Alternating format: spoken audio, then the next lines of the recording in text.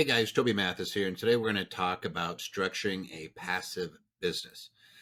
So before we dive into the specifics, let's talk about what a passive business actually is. When we look at passive assets, any sort of asset class, passive business, we generally go to the tax code and we start saying, hey, what are we talking about with passive activities? Now, I just want to reiterate something. There's actually three different types of income. There's active income. Hey, I earned it. I worked for it. I sweated for it. I materially participated in that business and I made money, because you're going to be looking at things that are subject to self-employment tax, like Social Security, Medicare, and ordinary taxation for federal and state.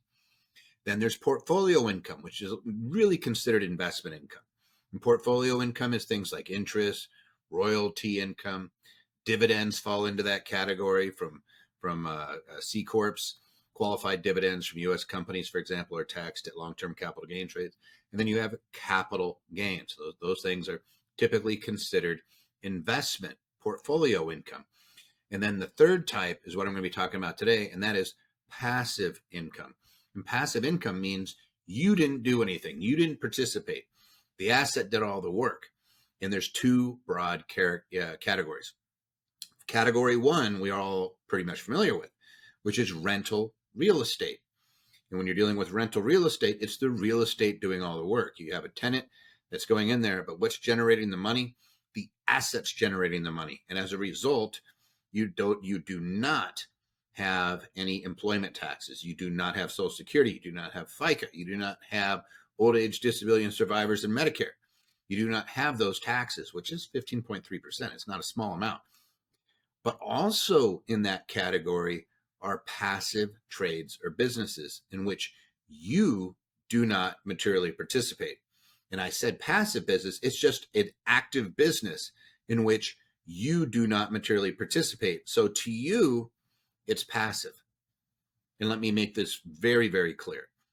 I like to use pizza shops as my example. But let's say that me and Ed open up Toby's and Ed's Pizza. I don't do anything. I don't go down there. Once in a while, I go down and I steal some pizza. That's about it. The rest of the time, it's Ed doing all the work. That business is a trader business. But to me, I am a passive participant. So what is the best way for me to structure that so I do not get hit with extra taxes?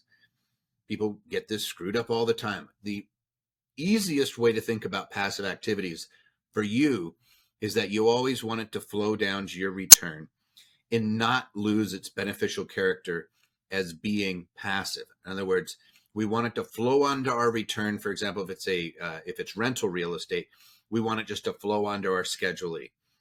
If it is a trader business that I'm participating on, like again, the pizza shop, I want it to flow onto my return and remain passive, or I want to prevent it from flowing onto my return at all, in which case I'm more than likely being a C corp. And then if I take profit, I'm going to receive the profit from that business at long-term capital gains rates as a qualified dividend.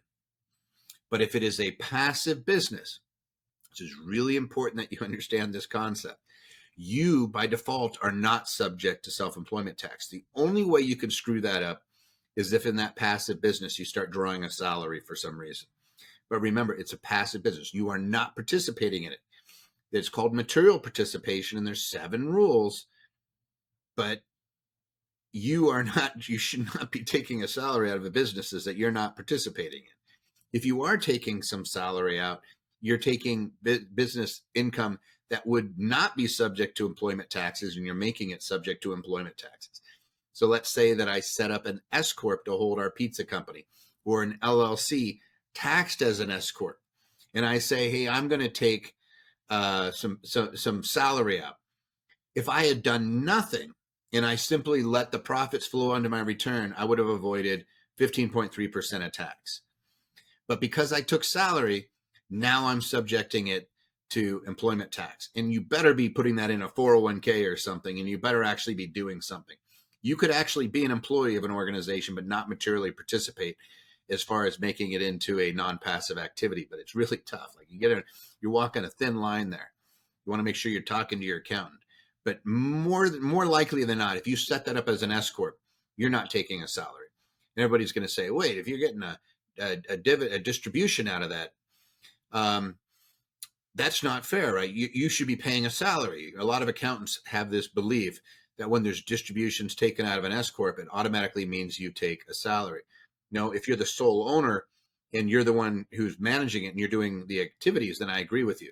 Or if you are materially participating in the business and you're exchanging your labor in benefiting the business, you should be compensated for that, and you need to be taking a portion out. But if you are a passive owner, so again, it's Toby's Pizza Shop and I don't work in it, I should just be receiving distributions and I'm not required to take a salary under those circumstances.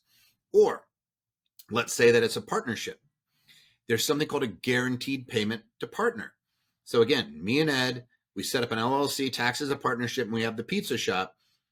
And Ed is taking his interest as he's taking a guaranteed payment. That's going to be subject to employment taxes. Plus his half of the profit is going to be subject to employment taxes because he's working as a material participant in that business. My portion of the profit, let's say I'm 50-50 owner, not subject to employment taxes. I can be a passive owner in that business. Another variation is we set it up as a C Corp.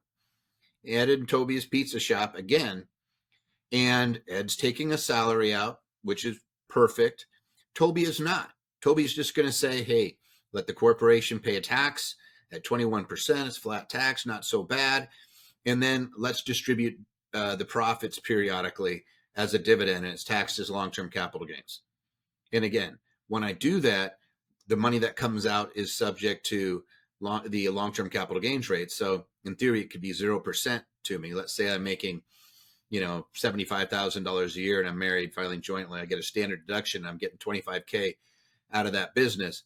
It's going to be at the 0% tax bracket. It's just doing a little bit of math. You can figure these things out, but it is not subject to employment taxes. So whenever I am dealing with a passive business, hey, I'm not spending, I would use 100 hours. I would say if you're not spending at least 100 hours in it every year, you're going to be a passive participant.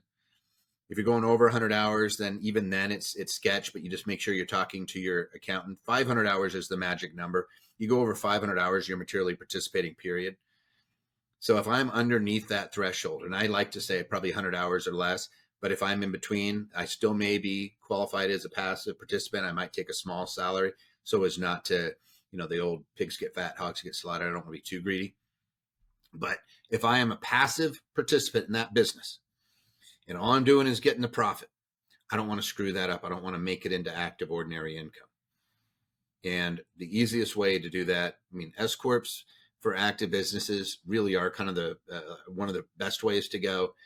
Depending on your scenario, C Corp may be right there with it. Might edge it out. Sometimes it's right underneath it, but you talk to a good planner, they can actually crunch the numbers and give you the good, the bad, and the ugly, because they are taxed differently, but there's also different benefits for S Corps versus C Corps.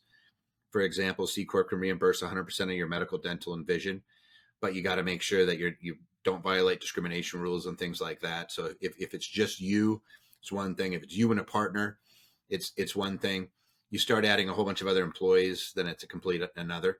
But you start looking at those things to determine whether or not it makes sense to be structured in a particular way. But regardless of what your choices are, partnership, S Corp, C Corp, LLC, taxes a partnership, LLC, taxes an S Corp, LLC, taxes a C Corp, crunch those numbers. Do not turn passive income into active unless you're doing it very deliberately to fund a retirement plan or for some other purpose, but don't unintentionally cause yourself a tax harm.